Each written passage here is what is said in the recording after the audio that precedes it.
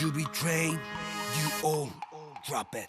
TBS FM 현재 상황 문제 파악 맥락에 집중 묵직한 질문 흔들리지 않는 중심의 축최 일구 몸쪽 꽉 찬 돌 짚고 쇼미더 뉴스 세상을 바라봐 어제의 뉴스가 오늘의 변화 쇼미더 뉴스 진실을 찾아봐 오늘의 뉴스가 내일의 역사 쇼미더 뉴스 꼭 알아야 하는 뉴스만 골라서 전해진다. 쇼미더 뉴스 전해줄 분들입니다. 봉보로 봉봉 봉봉봉 최진봉 성공회대 교수 뚱커벨 인사이트K 배종찬 소장입니다. 벨벨벨벨벨벨. 네, 아까 쇼미더 뉴스 할 때 왜 따라 안 했어요? 아 지금 달력 잠깐 보더라고요. 집중해 주세요. 뭐 소리인지 오늘 소서잖아요. 소서. 예. 다 알고 계세요, 청취자분들도. 자, 아까 의견 계속 받고 있는데요. 4433님 몇 분만 더 소개해주고 시작할게요. 국간을 책임지고 있는 홍남기 부총리 입장 이해갑니다. 재정 능력이 호락호락하지 않습니다. 6568님 애청자입니다. 방송이란 공정해야 하지 않을까요? 청취자 의견을 모아서 여론의 방향을 애청자들에게 전하는 게 언론의 목적이지 않습니까? 없는 사람 더 주세요. 걸러내는데 시간 오래 걸리지 않아요. 지금 시스템이 잘 돼 있지 않습니까? 또 다른 분은 보편 지급이야말로 포퓰리즘이다. 선별하지 말자는 논리대로라면 세금도 공평하게 거둬야죠. 이재용도 쪽방촌도 서민도. 네. 이렇게 온 국민 지급 또는 보편 지급 반대 의견도 보내주고 있습니다. 소개해드렸습니다. 자, 코너 들으시다가요 끝에 금세 듣기만 해도 맞히실 수 있는 쇼미더 퀴즈 드리겠습니다. 자, 배 수장님 첫 번째 쇼미더 뉴스 무슨 뉴스 보여줄 겁니까? 코로나 4차 대유행. 네, 작년 크리스마스 이후에 정말 심각했었잖아요. 네. 그 이후에 지금 1,000명을 넘은 거예요. 지난해 크리스마스 그러니까 지난해 12월 25일이 1,240명. 네, 오늘보다 확진자 수가 더 많았습니다. 그래요. 저도 크리스마스 날 네. 선별 검사소 가가지고 이 코로나 검사 받았었거든요. 네. 네. 그 당시 심각했다고요 그때가. 네 확진자 돌이켜 보면 그렇잖아요. 참고하겠습니다. 확진자 수가 지난해 크리스마스 때 가장 많았고요. 역대 두 번째가 바로 오늘입니다. 예. 1,212명. 어제까지는 또 700명대였거든요. 갑자기 확 늘어났습니다. 그러니까 수도권 중심으로 이렇게 집단 감염자가 늘어난 것이 일종의 방역 불감증 아니냐. 너무 느슨해졌다. 네. 지금 감염 재상산 지수가 1.2. 높아졌군요. 네, 오늘 아마 측정하면 더 높을 거예요. 그렇겠네요. 그러다 보니까 이 수도권 곳곳에서 동시다발적으로 확진자가 발생하는 위기 상황입니다. 예. 자, 최 교수님, 예. 급증 이유를 어디서 찾을 수 있습니까? 일단 한 세 가지 정도를 찾아볼 수 있을 것 같은데요. 첫 번째는 아무래도 이제 백신이 공급되고 맞고 있잖아요, 우리가. 그리고 사실 이제 그 전까지만 해도 사람들이 경각심이 좀 컸어요, 코로나에 대해서. 근데 백신 맞고 뭐 1차 접종해도 안전하다 이런 얘기가 나오면서 또 새로운 사회적 거리두기 단계로 가겠다, 개편하겠다 얘기하고 풀어줬잖아요, 많이. 그렇죠. 이 경각심이 많이 풀어졌어요. 그래서 요즘 보면요. 이게 밖에서 마스크 벗는 분도 종종 계시고 또 10시 이후에 공원이나 거리에서 이제 모여가지고 10시에 문 닫으니까 수도권 같은 경우에 나와가지고 또 거기서 술을 마시는 경우도 많이 있었고요. 이게 첫 번째 이유 같고요. 두 번째는 이제 그 미접종 시절, 그러니까 20대, 30대 젊은 층에서 주로 많이 지금 집단 감염이 이루어지고 있는 상황이거든요. 네. 이게 이제 두 번째 원인이고 마지막 세 번째는 이제 변이 바이러스예요. 변이 바이러스 같은 경우에 기존의 바이러스보다 전파력이 약 1.4배, 내에서 2배 정도 이렇게 전파력이 커지고 있거든요. 델타 변이 바이러스. 그렇습니다. 델타 변이 바이러스가 가장 크고요. 인도의 델타 변이 바이러스가 가장 문제가 되고 있는데 지난 이제 최근 일주일간 6월 27일부터 7월 3일까지 국내에서 발견된 4개의 변종 바이러스가 있습니다. 이게 영국, 남아프리카, 그다음에 브라질, 인도 이렇게 4가지 변이인데 이렇게 해서 확진된 사람이 일주일마다 325명이었어요. 예. 이게 누적으로 하면요. 지금까지 2,817명이 변이 바이러스에 감염이 돼 있어서 이 변이가 우세종이 돼버리면 확산이 넓어지고 확산이 엄청나게 빨라지고요. 또 하나는 현재 가지고 있는 우리 백신들이 이 변이 바이러스를 모두 다 막을 수 있는 상황이 아니거든요. 그래서 백신의 어떤 효과가 떨어질 수 있는 위험성이 있어서 이런 요소들이 결국은 확산세를 키우는 요소가 아닌가 이렇게 볼 수 있을 것 같습니다. 네. 그리고 델타가 중요해요. 델타 참. 오늘 델타 중요합니까? 델타 중요합니다. 밀줄 몇 개 쳐요? 밀줄은 굵은 걸로 한 개만 치겠습니다. 왜요? 중요하니까요. 7273님께서 최진봉 교수님 조금 전에 MBN에서 봤는데 순간 이동하셨나요? MBN에 오늘 안 갔는데 잘못 보신 거 아닐까요? 재방송이네요. 재방송을 할 수는 없죠. 재방송 아닌 것 같은데. 그렇습니까? 잘못 보신 것 같습니다. 예, 다른 데서 지금 보신. 완전히 비상 시국에 접어들었는데 네. 728 하나 청취자께서 예. 배 소장님 저녁 약속 많은 편이죠. 당분간 자중 좀 부탁드릴게요. 저는 저녁 약속이 거의 없습니다. 그래요? 네네. 그럼 7281 청취자님께서 뭘 잘못 알고 계신가요? 그러니까. 그만큼 저를 사랑하시는 거죠. 자, 하여튼 델타가 중요하다. 예. 곳곳에서 지금 집단 감염이 나오고 있습니다. 네, 수도권 지방 가리지 않습니다. 수도권 지역에는 특히 이제 백화점처럼 사람들이 많이 몰리는 곳에 집단 감염 확진자가 늘어났고 있고 특히 이제 여의도의 다중이용시설에서 확진자 감염자가 나타나고 있습니다. 논산 육군훈련소에도 여러 명의 감염자가 발생을 했고 인천의 한 초등학교는 이 확진자가 학생들을 중심으로 해서 많이 발생을 하면서 이 집단 이 검사 검진까지도 이 운동장에 시설을 해놓는 그런 상황까지도 발생하고 있습니다. 네.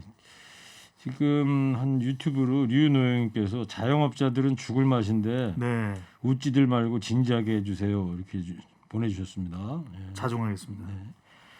자 결국 이제 거리두기 단계를 한 주 더 연장하기로 한 거죠. 네, 그렇습니다. 한 주 더 연장하기로 했고요. 지금 정부는 뭐라고 밝히고 있냐면 한 주 더 연장하지만 2, 3일 동안 더 추이를 지켜보겠다는 겁니다. 그래서 현재 거리두기 단계를 유지하고 그리고 나서 2, 3일 상황을 지켜보다가 이것도 안 잡히는 경우 그런 경우에는요. 가장 높은 단계, 지금 현재는 4단계거든요. 원래 이게 5단계에서 이번에 이제 새로 개편된 사회적 거리 단계가 4단계가 가장 높은데 4단계로 격상할 수도 있다. 그렇게 지금 얘기를 하고 있는데 원래 4단계로 갈 수 있는 기준이 뭐냐면요. 3일 이상 1000명을 초과하거나 오늘이 이제 첫 1000명입니다. 그렇죠. 그러니까 3일 이상 계속 초과하거나 예. 또는 하루 확진자 수가 5일 연속 1000명을 넘으면 4단계가 적용되게 돼 있습니다. 네. 4단계가 적용되면 어떻게 되냐면요. 최고 단계인 거죠. 그렇죠. 우리가 한 번도 최고 단계. 경험해보지 못한. 그렇죠. 한 번도 경험해 못한. 어떻게 되냐면 6시 이후에는 3인 이상은 모임이 금지가 돼요. 지금 5인 이상이잖아요. 그러니까 네. 2명까지만 모일 수 있는 그렇지. 거고요.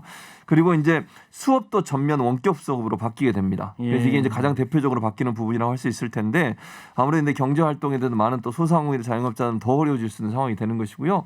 수업도 지금 대면으로 조금씩 바뀌어가려고 하다가 이제 원격 수업으로 전부 다 바뀌게 되는 그런 상황까지 되니까 예. 우리가 조금 더 고삐를 죄서 그 단계까지 가지 않도록 노력하는 게 필요하지 않을까 이렇게 생각이 됩니다. 그렇군요. 지금 뭐 대학생들은 성공회 대학생들 뭐 전국 대학생들 지금 방학에 들어간 방학에 거고요. 들어갔죠. 원래 교육당국에서는 2학기 개학하면 네. 전부 등교 수업하기로 했는데 대학교도 포함이 됐었었나요? 그 대학은요 자율적으로 맡겨놨어요. 그래서 이거는 이제 비대면 대면을 혼합해서 쓰도록. 그러니까 학교의 자율로. 성모의 대학 같은 경우에는 학교 자체적으로 교수들에게 문자를 그러니까 이메일을 보내서 대면 비대면 자기가 어떤 수업을 할지를 물어봤고요. 예. 그걸로 일단 학교의 강의실 그다음에 왜냐하면 2m 이상 거리를 띄워야 되잖아요. 그래서 수용 능력과 맞게 우선적으로 대면 수업을 하겠다고 하시는 교수님들에게 배정을 하고 나머지는 비대면으로 하는. 그래서 대면 비대면이 함께 혼용되는데 만약 이게 1000명 이상 계속돼서 4단계가 되면 전면 비대면으로 가야 되는 상황이 되는 그렇죠. 것이죠. 아직은 뭐 시간이 남아 있으니까 9월 네, 초 그렇죠. 2학기 개학이니까 네.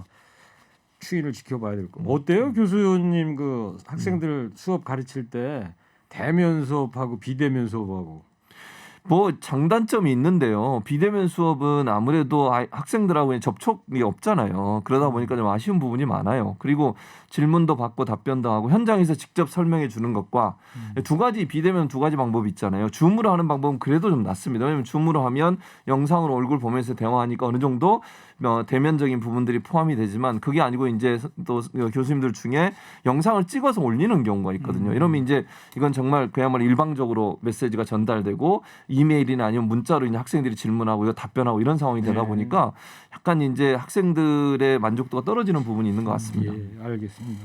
배 수장님, 문재인 네. 대통령도 방역 관련 긴급 지시를 내렸어요. 예, 문재인 대통령은 수도권 역학 조사를 확대하라. 그만큼 지금 수도권에 감염자가 집중하고 있다는 사실이고요. 방역을 위반하게 되면 무관용 원칙입니다. 원 스트라이크 아웃. 그러니까 방역을 위반하게 되면 10일간 영업이 정지되는 그런 조치가 취해질 수 있습니다. 군과 경찰과 그리고 공무원을 신속하게 투입하라. 특히 이제 밀집 지역에는 선별검사소를 추가 설치하라는 지시도 내렸습니다. 네. 앞서도 말씀드렸는데 인천 초등학교에서도 확진자가 늘어나면서 이 운동장에 선별진료소를 설치하고 있는데 4차 유행 우려가 있기 때문에 강력하게 대응을 주문했습니다. 네. 자, 두 번째 쇼미더뉴스 어떤 뉴스 보여줄 거예요? 재난지원금 논란입니다. 네.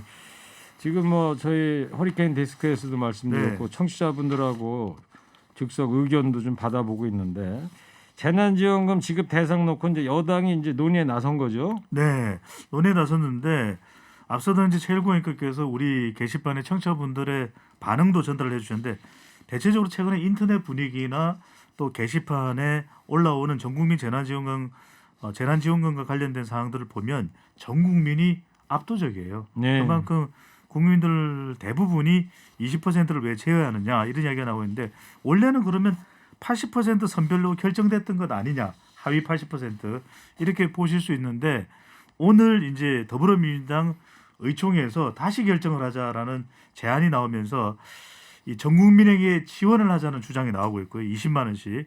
그 다음에 하위 80% 선별로 가자. 아니다. 두 개를 절충을 해서 하위 90%로 가자. 이런 안을 놓고서 논의를 하고 있는 것으로 알려지고 있습니다. 네. 그 오후에 의총을 열은 거예요, 그러면? 그렇죠. 의총을 통해서 이제 최종 결정될 텐데 아직까지는 어떻게 결정되는지 발표되지는 않았습니다. 네. 저기 배 수장님이 송영길 대표 전화번호 몰라요? 그 오늘 허리케인 라디오에서 즉석 여론조사했더니 이런 결과가 나왔다고. 지금 바로 할까요? 전화를? 전화번호 모르잖아요. 114로 하면 되죠. 자, 최 교수님. 근데 당정 간에 예. 이 입장 차이가 있단 말입니다. 그렇죠. 이게 오늘 결론이 어떻게 잘 날까요? 아, 이게 잘 날지 걱정스러워요, 사실은. 당장 간에 이제 워낙 홍남기 부총리가 반대를 하고 있어서 이 부분을 어떻게 할지 조금 미지수다라고 볼 수밖에 없는데 당은 의견이 좀 분분한 것 같아요. 당에서는 1부터 90%까지 주자 이런 얘기도 있고 전 국민에 다 지급하자 이런 얘기도 있어서 뭐 어느 정도로 할 거냐 하는 문제까지도 의견이 하나로 모아지지 않은 부분이 있어서 이건 이제 조율을 해야 된다고 보는데 80, 90은 별 차이가 저는 없다고 생각해요, 개인적으로. 네. 그래서 전 국민 할 거냐 80으로 할 거냐 이걸 가지고 논의를 빨리 해야 되고요. 이게 늦어지면 늦어질수록 국민들한테 더 화만 나게 만드는 일이에요. 뭐 준다고 하면서 어떻게 줄지도 모르고 당과 이게 정치권이 여당이 이렇게 여당과 정부가 이렇게 이거 가지고 논란을 부르는 게 과연 맞느냐 하는 분야 논란이 있어서 빠른 시간 안에 결론을 내지 않으면 이거 뭐 돈 지급하면서도 국민들로부터 비판을 받을 수 있는 그런 상황이라는 생각이 듭니다. 지금 청취자분들한테만 의견을 구하지 말고 예, 저희 셋도 한번 저는 전 국민 지급 찬성. 저도 찬성입니다. 저도 찬성입니다. 네, 알겠습니다. 이재명 경기지사하고 우원식 의원도 전 국민 지급 여기에 힘을 싣고 있지 않습니까? 네, 지금 여당 경선에서도 전국민 재난지원금 관련해서 국민 재난지원금과 관련해서 전 국민이냐 또는 선별이냐 이게 나눠지고 있는데 이재명 경기지사가 가장 강력하게 전 국민을 이야기하고 있습니다. 30만 원, 25만 원씩 못 준다면 20만 원씩이라도 전 국민에 주자고 이야기를 하고 있고요.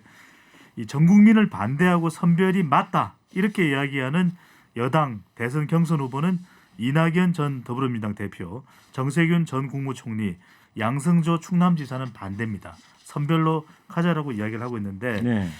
우원식 의원이 지난 당대표 선거에도 출마를 한 바가 있었죠. 우원식 의원이 을지로위원회 위원장입니다. 이게 당 내의 공식 조직 중에서는 의원들이 가장 많이 참여하고 있거든요. 네. 을지로위원회. 그러니까 을을 더 많이 돕자. 갑과 을 중에서. 근데 을지로위원회 위원장인 우원식 의원도 전 국민에게 주자 이런 이야기를 하고 있습니다. 네. 그런 이유 중에 하나가 각종 게시판에 올라오는 내용들이 오히려 선별로 하는 것이 하위 80%라는 게 말이 되느냐. 하위 50%면 50%, 하위 30%면 30% 그럴 밖에 다 주자. 이런 내용들이 많이 올라온다고 합니다. 최 교수님 선별해서 지급을 하면 예. 아까 또 행정비용 509억도 미리 마련해놨다고 그러고 네. 그러면 이 전 국민 지급하는 거하고 뭔 차이가 있어요? 그렇죠. 별 차이가 없다는 게 국민들의 생각이에요. 지금 말씀하신 것처럼 이거 분류하는 행정비용 들어가는 비용을 그냥 지급하는데 주면 그게 509억이나 그게 그 돈을 거기에 쓰느니 그리고요 그렇게 해서 행정에서 구분을 한다 하더라도 불만이 생길 수밖에 없어요. 예를 들면요 80% 81% 차이를 어떻게 구분할 겁니까? 예를 들어서 본인 딱 건강보험료 갖고 한다는 거 한다는 아니에요? 거죠. 근데 건강보험료도요. 직장하고 지역하고 건강보험료 계산하고 하는 게 다 달라요. 그러니까 무슨 말이냐면 정말 소득이 투명하게 되는 직장보험료하고 지역 가입자 아니면 개인 소득자, 개인 사업자들 같은 게 있을 수 있잖아요. 예. 이게 제대로 다 측정이 되겠냐는 거죠. 그거에서 불만이 생기지 않겠냐는 거고요. 80% 안에 드는 사람들은 뭐 좋겠지만 예컨대 81%가 돼가지고 아주 그 조그만 차이 때문에 들어가지 않았을 때 얼마나 화가 나겠냐고요. 알겠습니다. 한 청취자께서 80%냐 전 국민이냐 이게 중요한 게 아니라 즉시 집행하세요. 탁상 공론 그만하고 이 얘기 나온 게 몇 달 전인데 아직도 의논만 하니 진짜 답답하네요. 네. 자, 세 번째 쇼미더뉴스 배 수장님 어떤 뉴스 보여줄 거예요? 민주당 파열음입니다. 네, 송영길 대표의 박정희 전 대통령 관련 평가가 논란이 또 되고 있습니다. 요즘 송영길 더불어민주당 대표가 정말 고민이 한두 개가 아닐 것 같아요. 말하는 발언마다 계속 뭐 그냥 두들겨 맞는 그런 상황인데 지금 국민재난지원금을 전 국민에게 줘야 될지 선별해야 될지 이것도 또 송영길 대표의 고민이 될 텐데 한 장소에서 또 박정희 전 대통령에 대해서 극찬을 했습니다. 그러다 보니까 강성 친문 지지층에서 이건 말이 되느냐 무슨 이야기를 도대체 하고 있느냐 이런 이야기를 하고 있는데 뭐라고 그랬어요? 또 이제 경부고속도로 개통일까지 또 이제 겹치면서 송 대표가 박정희 전 대통령에 대해서 포항제철과 경부고속도로를 만들었다. 그러면서 극찬을 했는데 뭐 만주국 시절 이야기도 하는데 이것까지는 이야기를 제가 굳이 옮기기는 좀 그렇고요. 박정희 전 대통령에 대해서 상당히 극찬을 했습니다. 최 교수님 이 발언 어떻게 보세요? 그러니까 이제 이런 거예요. 송 대표는 얘기하면서 두 가지를 분리해 봐야 한다고 얘기하는 거예요. 왜냐하면 독재 문제, 이런 박정희 전 대통령이 독재하고 국민들을 억압하고 이런 부분들은 비판받아야 되지만 예를 들면 경부고속도로를 깔아가지고 경제성장 발전에 도움을 준 거라니 포항제철을 만든 것은 잘한 일이다. 이렇게 하면 칭찬을 한 건데요.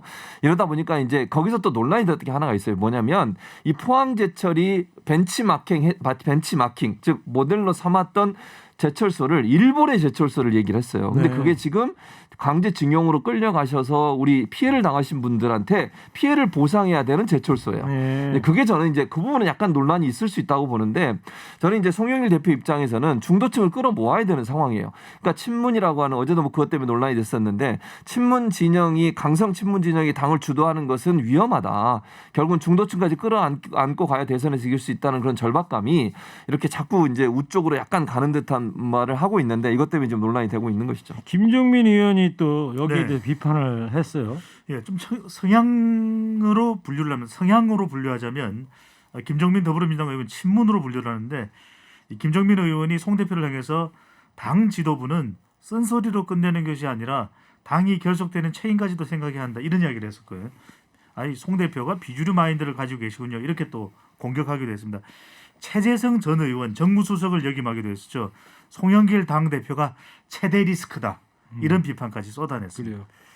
자, 지금 뭐 경선 예비 컷오프 경선을 지금 하고 있는데 오늘은 뭐 언팩쇼 프리젠테이션 정책 발표를 한다고 그러는데 이러면서 이 민주당이 지금 이 의견이 반으로 나눠져 있는 상황인데 민주당이 난관 잘 돌파할 수 있을까요? 마지막으로 한번 정리 좀 부탁해 주세요. 뭐 저는 할 수 있을 거라고 봅니다. 그러니까 당에 다양한 의견이 있을 수 있고요. 송영길 대표가 추진하고 있는 방향성이라고 하는 부분은 저는 일정 부분 동의하는 부분이 있었죠. 뭐 100% 동의한다고 말씀드릴 수는 없지만 왜냐하면 당이 특정 어떤 세력의 주도권이 넘어가서 그거에 주도를 하게 되면 당의 다양성이 상실되게 되는 것이고요. 지금의 이 상황에서 대권에서 유의미한 성과를 내려면 즉 정권 재창출을 하려면 결국은 중도층을 끌어안는 여러 가지 노력들이 필요한 상황입니다. 다만 송 대표도 좀 속도 조절할 필요가 있어요. 이게 너무 빠르게 가면 반발이 커질 수밖에 없거든요. 그래서 본인의 주장이나 방향성은 어느 정도 중도층에게 다가가는 점에서 긍정적으로 평가할 수 있지만 너무 드라이브를 세게 걸게 되면 지금 경선 과정에 있는